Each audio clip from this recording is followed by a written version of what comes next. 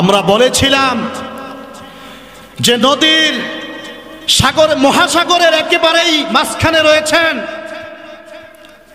প্রচন্ড ঝড় তুফান এসেছে, নৌকার মধ্যে আপনি একা, নৌকার কিনারে বসে বসে উল্লাপাল্টা নাচ গান না করে হাতে বিড়ি সিগারেট না রেখে আল্লাহ আল্লাহ করেন, কারণ যে কোনো সময় এই তুফান আপনার নৌকাকে ডুবিয়ে দিতে পারে। কিন্তু আপনি আমাদেরকে শত্রু মনে করছেন।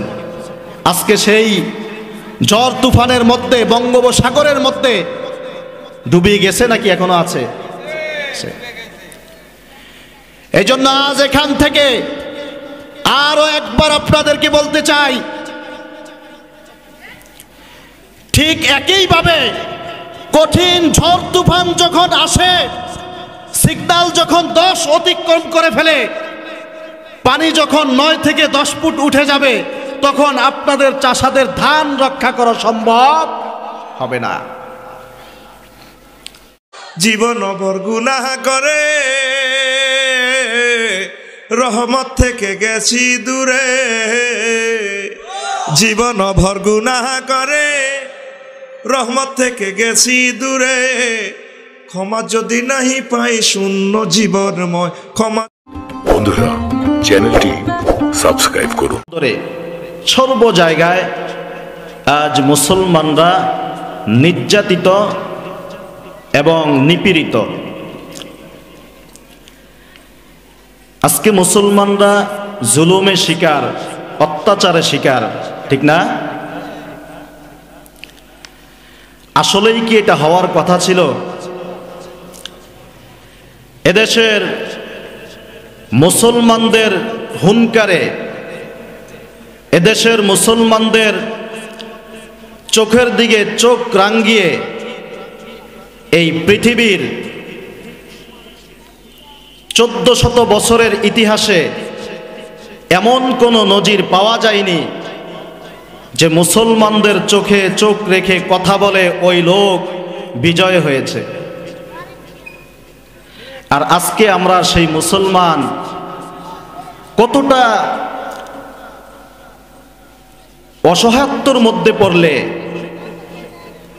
কতটা দুর্বল হলে আজকে আমরা ইহুদি নাসারা খ্রিস্টানদের হাতে আমরা মার খেতে হয়।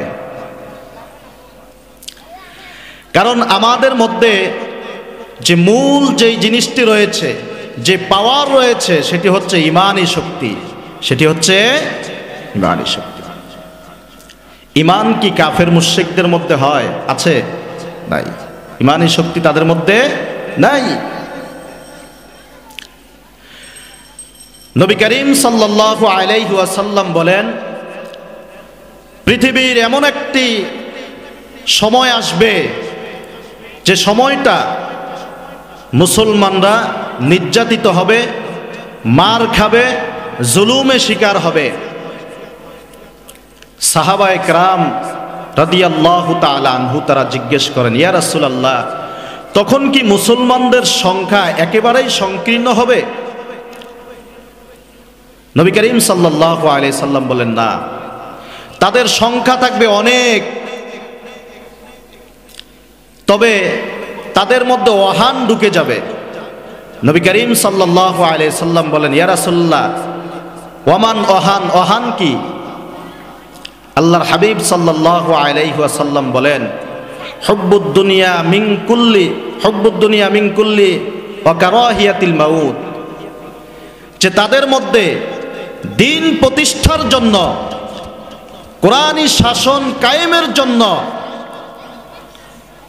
ইসলাম প্রতিষ্ঠার জন্য যে যুদ্ধ করার প্রয়োজন, এই জিহাদের পথে তারা মরণকে ভয় পাবে, মরণকে ভয় পাবে।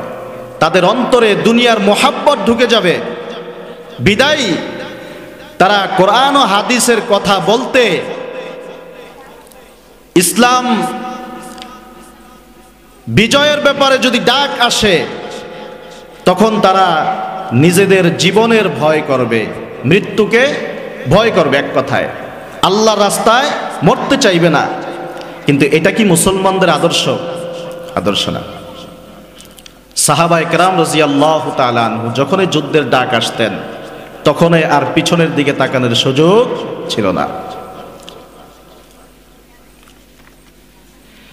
নবী করিম সাল্লাল্লাহু আলাইহি সাল্লামের যে ভবিষ্যৎবাণী তিনি যে 1400 বছর আগে বলে গেছেন, এটা কি আসবে নাকি এখন এসে গেছে?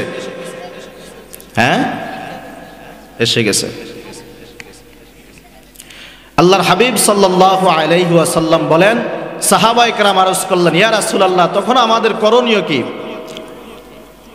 নবী করিম সাল্লাল্লাহু আলাইহি ওয়াসাল্লাম বলেন, ক্বালান নবিয়্যু সাল্লাল্লাহু আলাইহি ওয়াসাল্লাম, তারাকতুম ফি আমরাইনি লান তাদিল্লু মা তামাসসাকতুম বিহিমা কিতাবাল্লাহি ওয়া সুন্নাতা রাসূলিহি আও কামা ক্বালান নবিয়্যু সাল্লাল্লাহু আলাইহি ওয়াসাল্লাম, যে তোমরা এমনতো অবস্থায় দুইটি জিনিসকে আঁকড়ে ধরার জন্য সমস্ত উম্মতের মধ্যে এই পয়গাম পৌঁছে দিও। এক নম্বরে হচ্ছে কোরআন, দুই নম্বরে হচ্ছে হাদিস। এই অবস্থায় যার মধ্যে কোরআন ও হাদিসের সঠিক জ্ঞান থাকবে আর এই জ্ঞান অনুযায়ী যে নিজের জীবনকে পরিচালনা করবে, সেই মাত্র সঠিক সহজ পথে থাকা সম্ভব হবে। কিন্তু আজকে আমাদের মধ্যে কোরআনের জ্ঞান আছেনি? আছে? নাই। আফসোস, অনেক মুসলমান তো এমনও আছে যে কোরআন তো পড়তেই জানে না। আছে কি নাই? আছে। এই কোরআনের প্রথম অক্ষর কি দিয়ে শুরু হয়েছে বলতে পারেন? কোরআনের শুরু কি দিয়ে? বিসমিল্লাহ দিয়ে। কোরআনের শুরু কি দিয়ে? বিসমিল্লাহ দিয়ে। বিসমিল্লাহর প্রথম অক্ষর কি? হ্যাঁ, বা। আর শেষ কি দিয়ে? শেষ কি দিয়ে? সিন দিয়ে।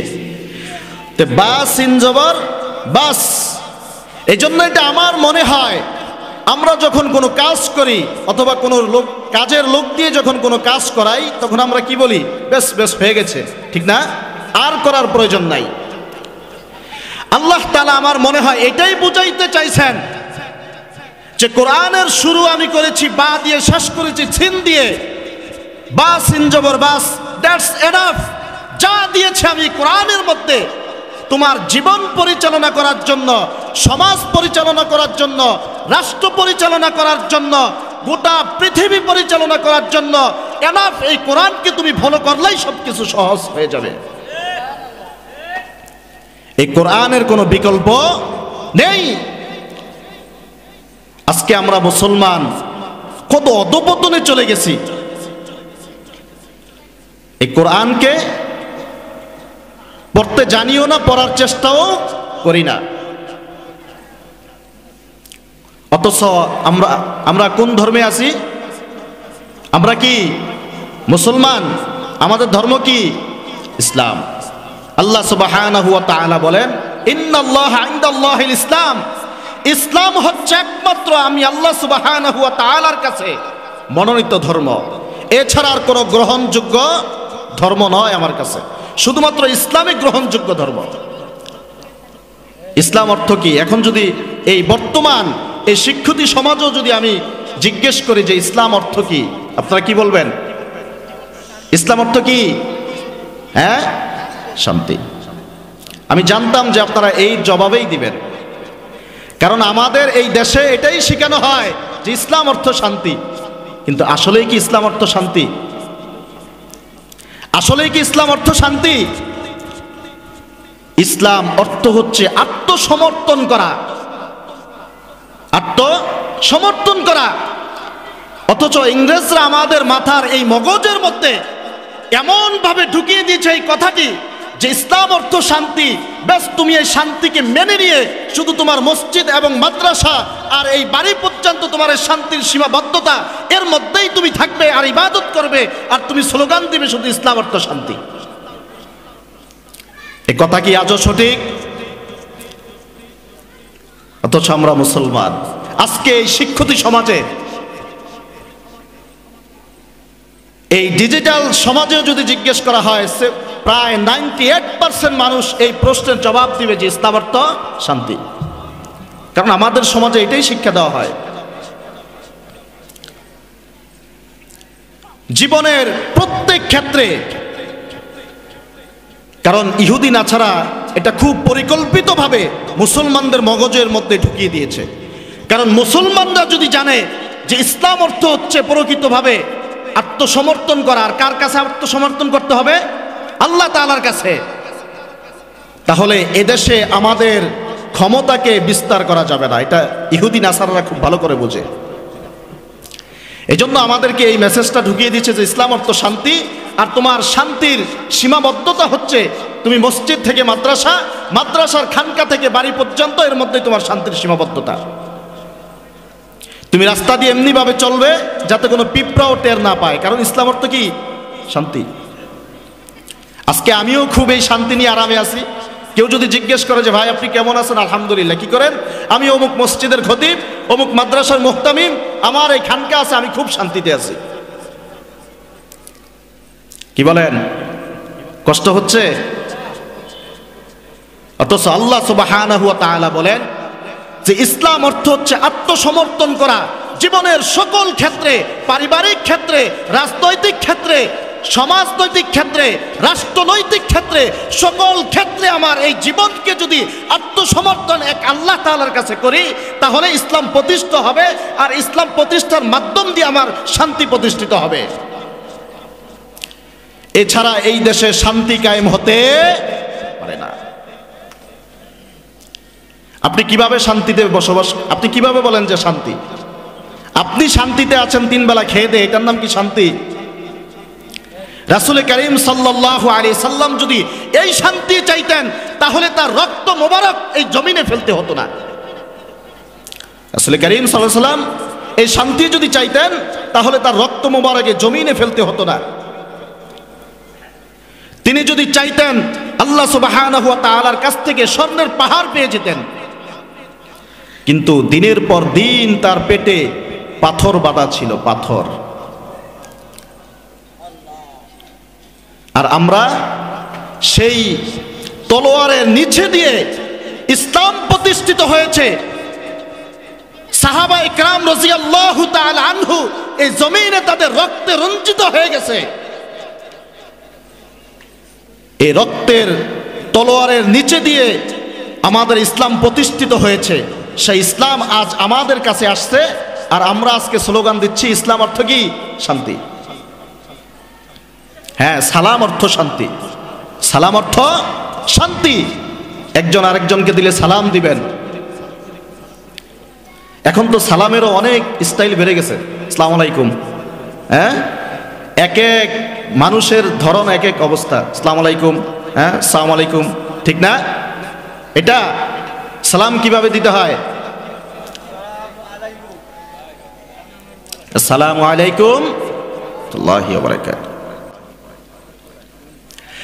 আজকে যদি এই মুসলিম সমাজ, এই মুসলমানদের সন্তানরা যদি এই বিষয়টাকে, এই মেসেজটাকে তাদের মগজে ঢুকায় সম্পূর্ণভাবে, যে ইসলাম অর্থ হচ্ছে জীবনের সকল ক্ষেত্রে সবকিছু একমাত্র আল্লাহ সুবহানাহু ওয়া তাআলার কাছে আত্মসমর্পণ করবে, এই মেসেজটি যদি তাদের মগজে ঢুকিয়ে নিতে পারে, তাহলেই এই দেশে শান্তি প্রতিষ্ঠিত হবে। এছাড়া এই দেশে শান্তি প্রতিষ্ঠিত হওয়া সম্ভব না।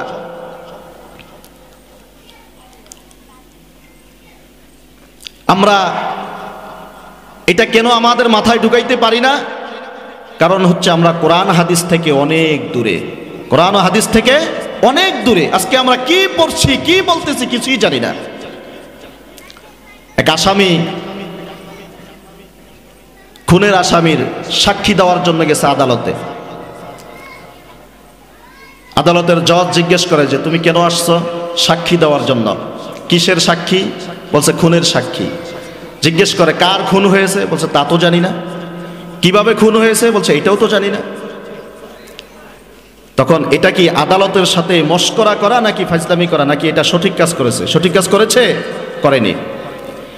আজ অথচ আমি সাক্ষ্য দিচ্ছি আশহাদু আল্লা ইলাহা ইল্লাল্লাহ একমাত্র আল্লাহ তাআলাকে আমি সৃষ্টিকর্তা হিসাবে মেনে নিয়েছি, রাসূল করিম সাল্লাল্লাহু আলাইহি সাল্লামকে আমি আমার আদর্শ হিসাবে মেনে নিয়েছি, আমি দৈনন্দিন এই সাক্ষ্য দেই। আর অথচ যখনই আমি কোনো সমস্যার সম্মুখীন পড়ি তখনই আমি মানুষের শরণাপন্ন হই, মানুষের শরণাপন্ন হই। সংসদ ভবনের সামনে গিয়ে ভিক্ষুক ভিক্ষা খোঁজে। কি বলে ভিক্ষা খোঁজে? লা ইলাহা ইল্লাল্লাহ। এই যে ভাই বলছে, কি বলে ভিক্ষা খোঁজে? লা ইলাহা ইল্লাল্লাহ। আজকে মানুষ ইসলামকে কতটা নিচে নামিয়ে দিয়েছে। এই লা ইলাহা ইল্লাল্লাহ এই কালিমা কি ভিক্ষা করার জন্য এসেছে? এই কালিমা ভিক্ষা করার জন্য এসেছে? কিন্তু যে ভিক্ষা চাইতেছে এটা বলে সেও জানে না এটার মানে কি, আর যে ভিক্ষা দিচ্ছে সেও মানে না এটার মানে কি। ভিক্ষুক বলে লা ইলাহা ইল্লাল্লাহ।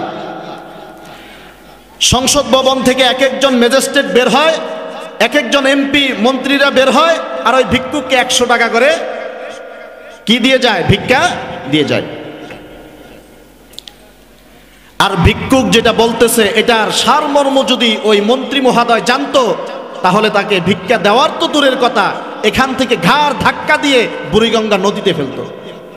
বলে কারণ কি হুজুর? এই কালিমার মধ্যে এমন কি রয়েছে? আজকে আমরা মুসলমান প্রায় 95% মানুষ এই কালিমার হাকিকত অর্থ কি এটা আমাদের জানা নাই। রাসূল করিম সাল্লাল্লাহু আলাইহি ওয়াসাল্লাম মক্কা নগরীতে সমস্ত কাফেরদের প্রশংসনীয় একজন ব্যক্তি ছিলেন। এক একজন উপাধি দিচ্ছে আল আমিন বলে, এক একজন উপাধি দিচ্ছে আমিনুন হিসাবে, বিশ্বাসী ব্যক্তি, আমানতদার ব্যক্তি। রাসূল করিম সাল্লাল্লাহু আলাইহি সাল্লাম যখন মক্কার সমস্ত মানুষদেরকে ডেকে বললেন, সমস্ত কাফের মুশরিকদেরকে যখন ডেকে বললেন যে আমি তোমাদেরকে এমন একটি কথা বলতে চাই যে কথার কারণে এখন থেকে তোমরা এই দেশকে রাজত্ব করবে, তোমরা কাউকে কর দিতে হবে না, বরঞ্চ তোমাদেরকে মানুষ কর দিতে হবে। সবাই খুব আগ্রহ হয়ে সমস্ত মন্ত্রী মহোদয়রা আসলেন। যারা আসতে পারেননি তাদের সাঙ্গুবাঙ্গু যারা আছে তাদেরকে পাঠিয়ে দিলেন যে মুহাম্মদ কি আমাদের জন্য কি খবর নিয়ে আসছে এটা তোমরা শুনে আসো। নবী করিম সাল্লাল্লাহু আলাইহি ওয়াসাল্লাম বলেন, এখন পর্যন্ত নবী মুহাম্মদের পক্ষে সমস্ত কুফফারবাসী, এখন পর্যন্ত তার সব পক্ষে। যখন নবী করিম সাল্লাল্লাহু আলাইহি সাল্লাম বললেন আমি যদি এই মুহূর্তে বলি যে পাহাড়ের ওই পাশে শত্রু বাহিনী রয়েছে তোমাদের উপর আক্রমণ করতে পারে, আমার এই কথা কি তোমরা বিশ্বাস করো? বলছে হ্যাঁ অবশ্যই বিশ্বাস করি, মুহাম্মদ তুমি তো মিথ্যা কথা বলতে পারো না। দেখেন এখন পর্যন্ত কিন্তু সমস্ত মানুষগুলি মুহাম্মদ সাল্লাল্লাহু আলাইহি সাল্লামের পক্ষে। এমন কি বাক্য বললেন যে সাথে সাথে যে মুহাম্মদ সাল্লাল্লাহু আলাইহি সাল্লামের পক্ষে ছিল ওই সমস্ত মানুষগুলি ওই নবী মুহাম্মদ সাল্লাল্লাহু আলাইহি সাল্লামের বিপক্ষে চলে গেলেন। এমন কি কথা বললেন? নবী করিম সাল্লাল্লাহু আলাইহি সাল্লাম বলেন, যদি তোমরা এই মক্কা নগরীকে শাসন করতে চাও, তোমাদের অধীনস্থনে সব কিছু রাখতে চাও, তাহলে তোমরা এখন থেকে এই বাক্যটি গ্রহণ করে নাও, লা ইলাহা ইল্লাল্লাহু মুহাম্মাদুর রাসূলুল্লাহ। মক্কাবাসী আরবি বুঝতেন, কিন্তু আজকে আমরা তো বুঝি না। তাদের আর বুঝতে বাকি ছিল না, তাদের আর বুঝতে বাকি ছিল না যে মুহাম্মদ কি বলতেছে। লা ইলাহা ইল্লাল্লাহর মানে হচ্ছে যে এক আল্লাহকে স্বীকার করো তোমার জীবনের সকল ক্ষেত্রে, তোমার রাজনৈতিক ক্ষেত্রে, পারিবারিক ক্ষেত্রে, অর্থনৈতিক ক্ষেত্রে, রাষ্ট্রক্ষেত্রে, সকল ক্ষেত্রে একমাত্র আল্লাহ তাআলাকে ছাড়া আর কাউকে মানা যাবে না, কোনো খোদাকে মানা যাবে না, কোনো শাসনকর্তাকে মানা যাবে না, একমাত্র শুধুমাত্র আল্লাহ তাআলাকে তোমার মেনে নিতে হবে। একমাত্র আল্লাহ তাআলাকে মেনে নিতে হবে, এছাড়া আর কোনো খোদার এখন থেকে পূজা চলবে না। নবী মুহাম্মদ আমাকে তোমার একমাত্র আদর্শ হিসাবে মেনে নিতে হবে। মেনে নেওয়ার তো দূরের কথা, সমস্ত মানুষগুলো এই কথা শুনে নবী মুহাম্মদের উপরে অত্যন্ত রেগে ক্ষোভে এক শ্বাসে 3 গালি দিয়ে ফেলছেন। বলি নাউজুবিল্লাহ। অথচ আজকে সেই কালিমা পরে আমরা ভিক্ষা করতেছি। লা ইলাহা ইল্লাল্লাহর অর্থ হচ্ছে এক আল্লাহ ছাড়া আমার আর কোনো ইলাহা নাই, আমি এক শাসনকর্তা ছাড়া আর কাউকে মানি না, আমি এক রিজিক দাতা হিসাবে আল্লাহ ছাড়া আর কাউকে মানি না,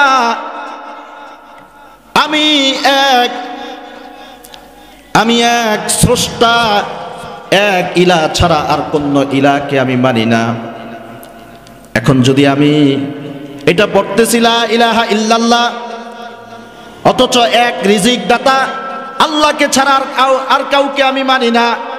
আল্লাহ সুবহানাহু ওয়া তাআলা কোরআনের মধ্যে বলেন, ওয়ামা মিন দাব্বাতিন ফিল আরদি ইল্লা আলাল্লাহি রিজকুহা, যে আমি আল্লাহ সুবহানাহু ওয়া তাআলা রিজিকের মালিক।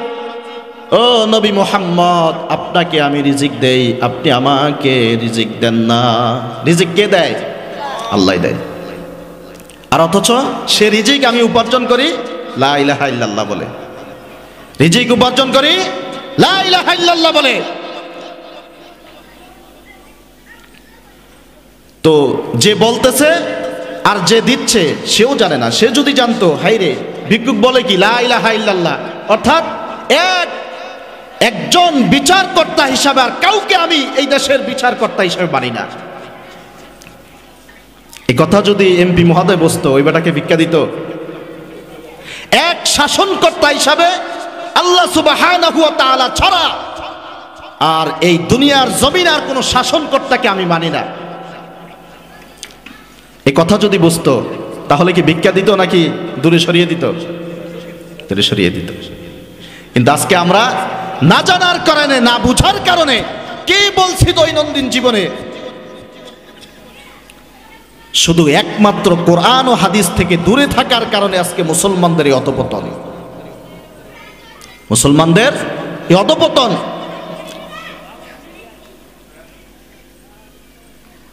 লা ইলাহা ইল্লাল্লাহর প্রকৃত অর্থ হচ্ছে যে এক ইলাহা ছাড়া আর কাউকে মানি না। সে দেশের যত বড় যে হোক না কেন,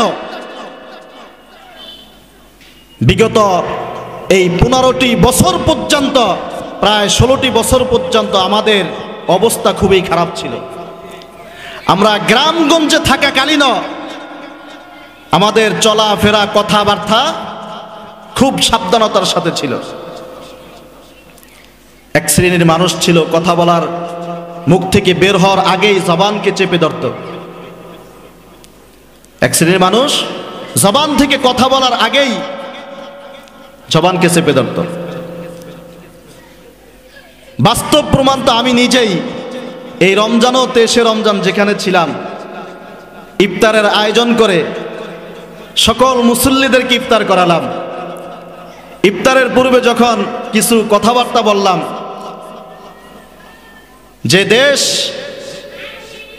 যারা এসির মধ্যে থেকে, এয়ার কুলারের মধ্যে থেকে দিন দিন স্লোগান দিচ্ছে যে দেশ খুব ডিজিটাল বাংলাদেশ হয়ে গেছে, কিন্তু এই ডিজিটালের সম্পর্কে আমাদের বাঙালির কোনো ধারণা নাই। তারাও স্লোগান দিচ্ছে দেশ তো ডিজিটাল হয়ে গেছে, তারাও স্লোগান দিচ্ছে। আপনি কোথায় দেখলেন ডিজিটাল হয়ে গেছে আর উন্নত হয়ে গেছে?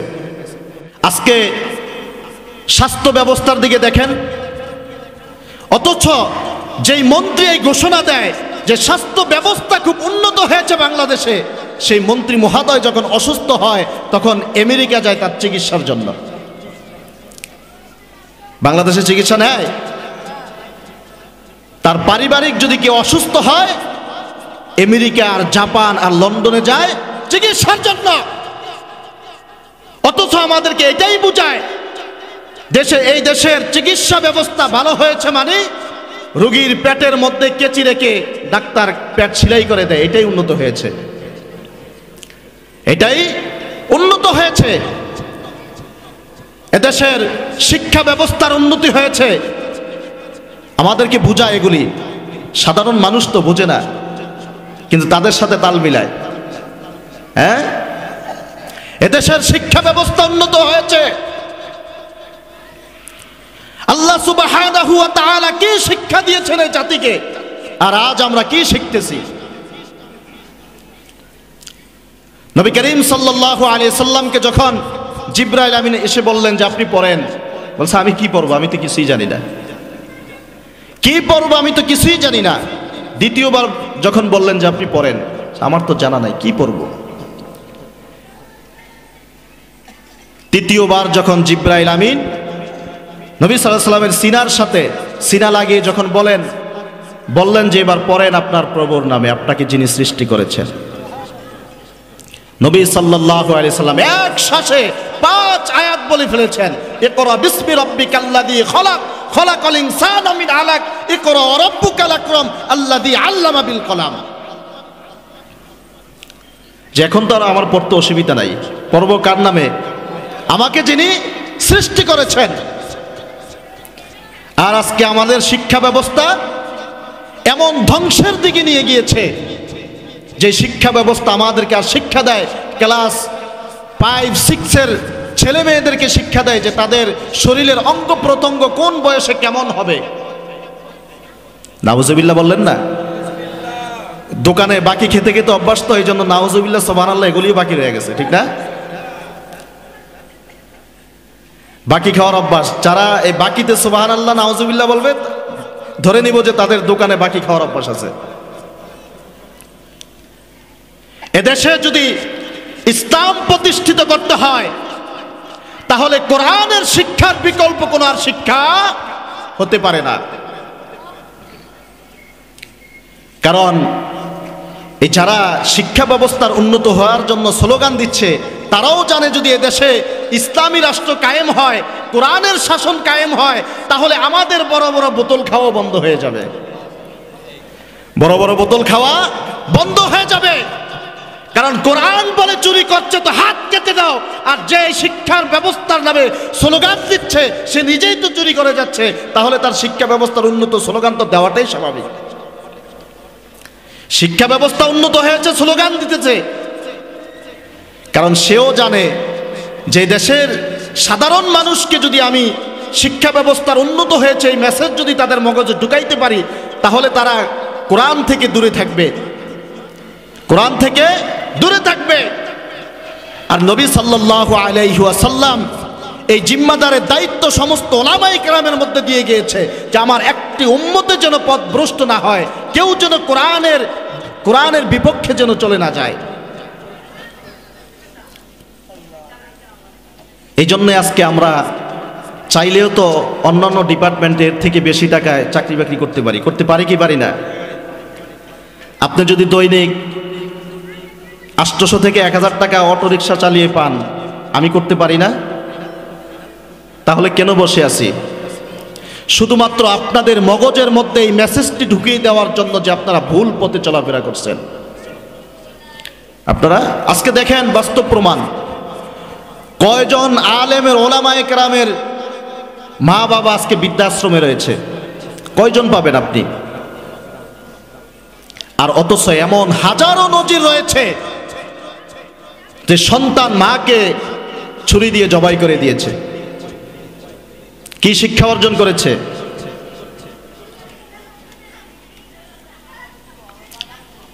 এই জন্য আমাদের কোরআনের শিক্ষার বিকল্প কোনো শিক্ষা নাই। আগামীতে এই জমিনে কোরআনের আইন, কোরআনের শাসন চালু হোক, এটা আমরা চাই কি চাই না? আগামীর এ দেশ হবে শাহজালাল রহমতুল্লাহি আলাইহির বাংলাদেশ। আগামীর এই দেশ হবে শাহপরান রহমতুল্লাহি আলাইহির বাংলাদেশ। আগামীর এই দেশ হবে মুফতি আমিনী রহমতুল্লাহি আলাইহির বাংলাদেশ। আগামীর এই দেশ হবে আহমদ শফি রহমতুল্লাহি আলাইহির বাংলাদেশ। আগামীর এই দেশ হবে কোরআনী শাসনের বাংলাদেশ, কোরআনী শাসনের বাংলাদেশ। তাহলে আমরা শান্তি পাবো, তাহলে আমরা ইসলাম অর্থ যে প্রকৃত শান্তি এটা আমরা মেনে নিতে পারবো। কোরআনের আইন চালু হলে বড় বড় বোতল খাওয়া, চুরিদারি করা, দেশের টাকা বাহিরে পাঠানো, এগুলি সব বন্ধ হয়ে যাবে। পাথর বেঁধতে হবে, এটা তারাও খুব ভালো করে জানে। এত ক্ষমতা, এত বাহাদুরি কোথায় চলে গেল আজ?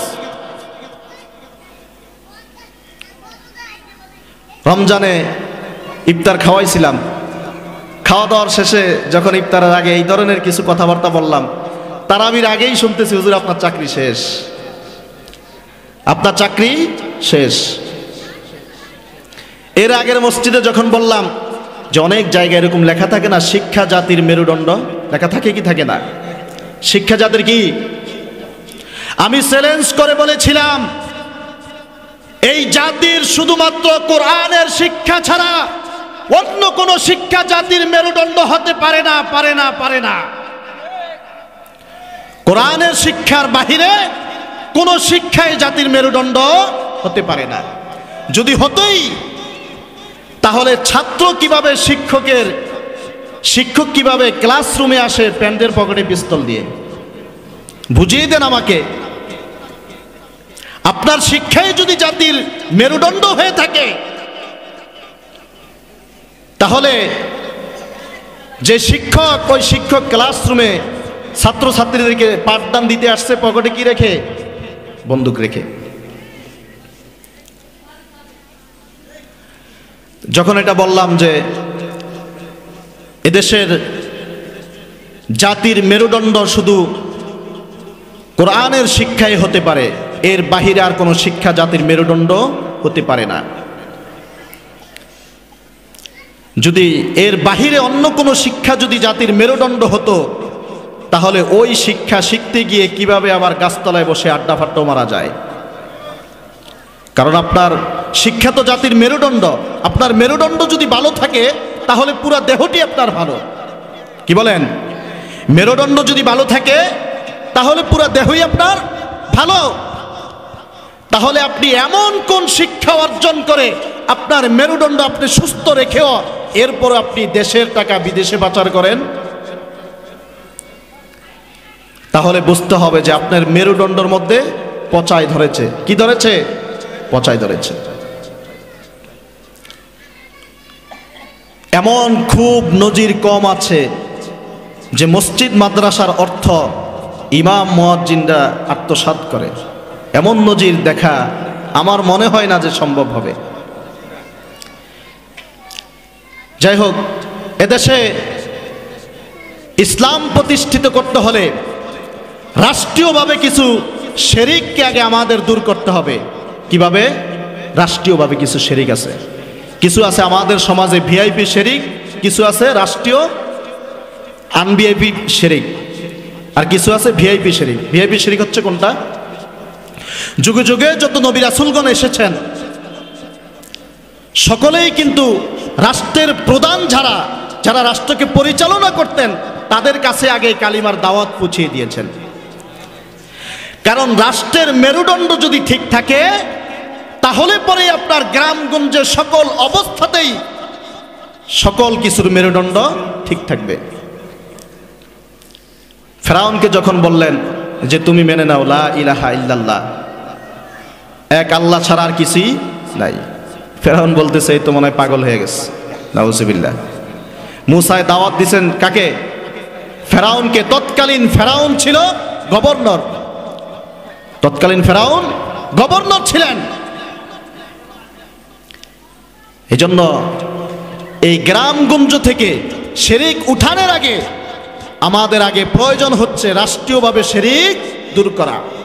আর এই রাষ্ট্রীয়ভাবে যদি আমার শিরক দূর করতে হয় তাহলে রাষ্ট্রের সর্বোচ্চ ক্ষমতায় থেকে শুরু করে এবং সর্বনিচু ক্ষমতা পর্যন্ত কোরআন শিক্ষাওয়ালা মানুষের প্রয়োজন। কোরআন শিক্ষাওয়ালা মানুষের প্রয়োজন। আমরা বলেছিলাম যে নদীর মহাসাগরের একেবারেই মাঝখানে রয়েছেন, প্রচন্ড ঝড় তুফান এসেছে, নৌকার মধ্যে আপনি একা, নৌকার কিনারে বসে বসে উল্লাপাল্টা নাচ গান না করে, হাতে বিড়ি সিগারেট না রেখে আল্লাহ আল্লাহ করেন।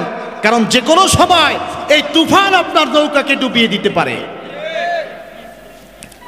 কিন্তু আপনি আমাদেরকে শত্রু মনে করছেন, আজকে সেই ঝড় তুফানের মধ্যে বঙ্গোপসাগরের মধ্যে ডুবিয়ে গেছে নাকি এখনো আছে? এই জন্য আজ এখান থেকে আরো একবার আপনাদেরকে বলতে চাই, ঠিক একইভাবে কঠিন ঝড় তুফান যখন আসে, সিগন্যাল যখন 10 অতিক্রম করে ফেলে, পানি যখন 9 থেকে 10 ফুট উঠে যাবে, তখন আপনাদের চাষাদের ধান রক্ষা করা সম্ভব হবে না। ওই ধান আর ঘরে ফিরাবে আনা যাবে না। অর্থাৎ বুঝে শুনেই এই সিদ্ধান্ত আপনাদের নিতে হবে। কঠিন ঝড় তুফান চলতেছে, ঘরের কোনায় বসে বসে নামাজ আর জিকির ছাড়া, কোরআনের তেলাওয়াত ছাড়া বিকল্প আর কোনো কিছুই আপনার সামনে আর কোনো রাস্তা নাই। মুহতারাম হাজিরিন, আমরা বিগত বছরগুলোতে নৌকা কিভাবে ডুবে গেছে এটাও দেখেছি। চাষারা কিভাবে সিগন্যাল আসলে, কঠিন ঝড় তুফান সাইক্লোন শুরু হয়ে গেলে চাষাদের আত্মার পানি শুকিয়ে যায়, এটাও আমরা দেখেছি। অর্থাৎ ধান ডুবে যাওয়ার আগেই আপনাকে সতর্ক হতে হবে, সঠিক সিদ্ধান্ত আপনাকে নিতেই হবে।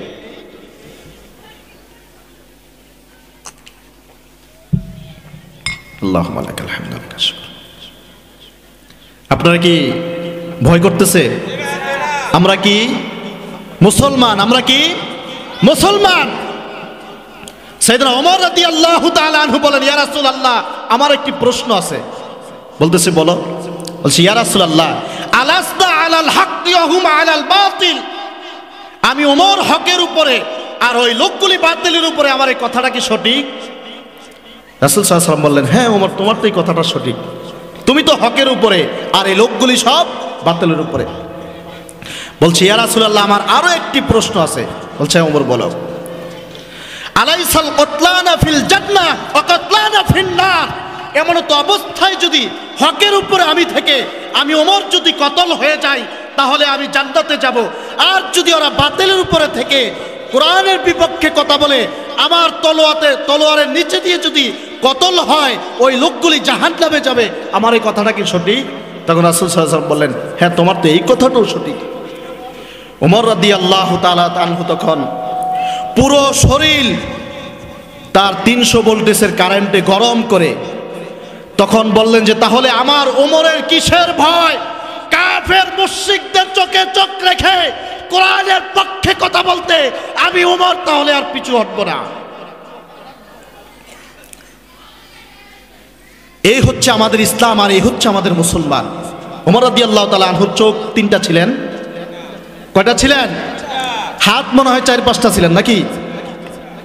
আর আজকে আমাদের মুসলমান, তুমি যদি তোমার নেতার আদর্শে আদর্শিত হয়ে তোমার রক্ত গরম করে কোরআনের বিপক্ষে স্লোগান দিতে পারো, তাহলে আমিও মদিনাওয়ালার আদর্শে আদর্শিত হয়ে আমার রক্ত গরম থাকাটাই স্বাভাবিক। কারণ মদিনাওয়ালার রক্তের চাইতে তোমার রক্ত এখনো গরম হয়নি। মদিনাওয়ালা রক্তের মধ্যে কোনো হারাম বলতে কোনো কিছুই ছিল না। আর তোমার রক্তের শিরায় অপশিরায় পর্যন্ত হারামে ঢুকে গেছে। তাহলে তুমি তোমার এই হারাম রক্তের বাহাদুরি নিয়ে তুমি আমাকে চোখে চোখ রেখে কোরআনের পক্ষে কথা বললে মুখে তালা মারার জন্য আসবে। আর আমি সেই ওমরের উত্তরসূরি হয়ে, আবু বকরের উত্তরসূরি হয়ে তোমার চোখের সামনে চোখ রাঙিয়ে যদি কথা না বলতে পারি, তাহলে মুসলমান হিসাবে পরিচয় দেওয়াটা আমার জন্য লজ্জাজনক। মুসলমান হিসাবে পরিচয় দিতে হলে আগে মুসলমানিত্ব নিজের মধ্যে ঢুকাতে হবে। এই জাতি দুর্বল নয়, এ জাতি দুর্বল নয়। এ জাতির ঈমানী শক্তি রয়েছে। অথচ আল্লাহ তাআলা বলছেন কি, খুলিকাল ইনসানু দাঈফা, সমস্ত মানুষগুলি দুর্বল, সমস্ত মানুষগুলি দুর্বল। একটা বাঘ দৈনন্দিন 17 কেজি গরুর মাংস খেতে পারে, আপনি 250 গ্রাম খেতে পারবেন? পারবেন না। তার মানে বাঘের মধ্যে যে হিংস্রতা রয়েছে এটা একটা প্রাণীর জন্য শোভা পায়, কিন্তু মানুষের মধ্যে যে ঈমানী শক্তি রয়েছে এই ঈমানী শক্তির কাছে কোনো শক্তি খাটে না। মুহতারাম হাজিরিন, এই দেশ থেকে যদি আমরা দুর্নীতি, চাঁদাবাজি, সন্ত্রাসী, দেশের টাকা বিদেশে নেওয়া সব কিছু যদি আমাদের এই দেশ থেকে পরিষ্কার করতে হয়, তাহলে কোরআনের আইনের বিকল্প আর কোনো রাস্তা নাই। এই জন্য আমার কাছে সিদ্ধান্ত নেওয়ার মতো সময়ও নাই, কারণ আমরা যুগে যুগে দেখেছি, সময় অসময় দেখেছি তারা কিভাবে চালিয়েছে, আমাদের সব কিছু দেখা শেষ। এবার আমাদের কোরআনের বাংলাদেশ, সবকিছু দেখা শেষ, কোরআনের বাংলাদেশ। আর এই কথা মুসলমানের মতো বাঘের মতো শক্তি দিয়ে বলতে হবে যে দেশ এখন কোরআনের বাংলাদেশ, এই দেশ এখন কোরআনের বাংলাদেশ। আপনি যদি হাজারো চেষ্টা করেন, হাজারো স্লোগান দেন, এই দেশ থেকে ইফটিজিং বন্ধ করা সম্ভব না যতক্ষণ না পর্যন্ত আপনি কোরআন শাসন কায়েম না হবে। কিভাবে বন্ধ করবেন আপনি? কারণ কোরআনী শাসন বলে তো আপনার সহশিক্ষা হবে না, কোরআনের শাসন সহশিক্ষা হবে না। যে শিক্ষার বিপক্ষে বললেই তো আপনারা ঢুকিয়ে দেন যে আমরা এই রাজনীতির বিপক্ষে কথা বলি, ওইটা বলেন সেটা বলেন। আপনি সহশিক্ষা একসাথে রাখতেছেন, হরিণ আর বাঘ একই খাঁচায় বন্দি করে রাখতেছেন, এরপর আপনি বললেন যে সকালবেলা হায় রে বাঘ, তুই আমার হরিণটাকে খেয়ে ফেললি, তুই এত বড় স্বার্থপর। হ্যাঁ, হরিণ আর বাঘ একই খাঁচার মধ্যে রেখে সকালবেলা আমি আফসোস করতেছি। আমি একই জায়গায় সহশিক্ষার ব্যবস্থা করে হাজারো আইন পাশ করে আমি এই দেশ থেকে ইফটিজিং বন্ধ করা সম্ভব না। এজন্য স্পষ্টভাবে আমাদের কথা, আমাদের আকাবিরগণ পূর্বেও বলেছে, এখনো বলতেছেন যে দেশ থেকে যদি ইফটিজিং নামক এই বদমাশি, এই সন্ন্যাসী, এই জিনা ব্যভিচার যদি কমাতে হয় তাহলে এই সহশিক্ষা এক নম্বরে বন্ধ করতে হবে। মগজে যদি কিছু না থাকে ফর্মুলা আমাদের কাছ থেকে নেন। একই জায়গায় তো আছে আমাদের কওমি মাদ্রাসা, মহিলা মাদ্রাসা, শিক্ষা গ্রহণ করছে না। এই জন্য মুহতারাম হাজিরিন, যুবক ভাইয়েরা আমার, ভালো করে তোমার মাথায় ঢুকাও, এদেশের ইংরেজরা এই দেশ থেকে গেছে, কিন্তু তাদের এই পবিত্র ভূমিতে তাদের এখনো কিছু বীজ এদেশে রোপণ করে যে গেছে, এই বীজ এখনো যায়নি। তোমাদের মাথায় এই মগজে এটাই ঢুকিয়ে দিয়ে গিয়েছে যেটা কোনো ব্যাপার না, দেয়ার ইজ নো ম্যাটার, এটা কোনো বিষয়ই না, এটা কোনো সাবজেক্টই না, গেলাম পড়লাম একসাথে। অথচ এক একবার চোখের দেখা জিনা, যার প্রতি আমার দেখা জায়েজ নয় তার দিকে একবার তাকাইলে কবিরা গুনাহ, আর এক একটা কবিরা গুনার জন্য ৭,০০০ বছর জাহান্নাম, ৭,০০০ বছর জাহান্নাম। মুহতারাম হাজিরিন, আমি আর একটি কথা বলে আপনাদেরকে শেষ করতে চাই।